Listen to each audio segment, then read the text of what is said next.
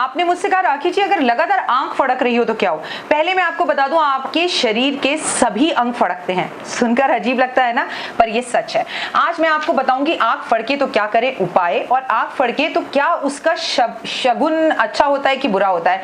वैसे तो जो हमारे बड़े बुजुर्ग कह गए उसका कोई काट नहीं है। जो हमारे बड़े बुजुर्ग कह गए हैं वो 100% सभी बातें सही हैं। लेकिन आज मैं आपको एक बात बताना चाहती हूँ कि अगर आंख लगातार फड़क रही है तो हमें उपाय या टोने टोटके क्या करने चाहिए। इनके इस दौर में अपने बच्चों को कम से कम 18 साल तक की उम्र तक बचाकर रखिए, आगे आपकी मर्जी।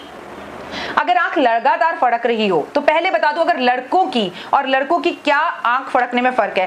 कहते हैं कि अगर औरतों की उल्टी आंख फड़के तो उनके लिए लाभदायक होता है, लेकिन अगर आदमियों की सीधी आंख फड़के तो उनके लिए लाभदायक होता है। लेकिन इसे पर्सनली मैं नहीं मानती, ऐसा लोग कहते हैं, हमारे बड़े बुजुर्ग कह गए हैं, शास्त्रों में भी इसके बारे में विख्यान है, कई धार्मिक किताबों में भी इसके बारे में लिखा हुआ है।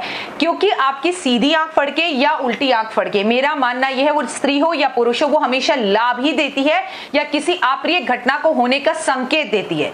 जैसे कि आप किसी ट्रिप पर जा रहे हो और उससे पहले आपकी आंख फड़क जाए तो समझिए कि मुझे कुछ चीजों का ध्यान रखना चाहिए, अपनी सेहत के लिए दवाइयां ले लेनी चाहिए, मुझे जहां जा रहा हूं वहां की टिकट, ट्रेन, सबके बारे में, मौसम के बारे में पता कर लेना चाहिए। हर चीज सिर्फ नुकसान या फायदा नहीं देती है, कभी कभी संकेत देती है। स्वयं भगवान धरती पर कभी नहीं आते, आपको कुछ चिन्ह बता देते हैं, आपको कुछ रीजंस दिखा देते हैं, उन्हें आपको समझना होता है। अगर आंख लगातार फड़क रही है, चाहे सीधी चाहे उल्टी, तो कम से कम 11 दिन तक एक थैली नमक की मंदिर में दान करें। और जब भी ये थैली नमक की आप मंदिर में दान करें, इसे एंटी क्लॉकवाइज अपने सर पे से जरूर घुमा ले। ये आप ही के टॉपिक्स मैंने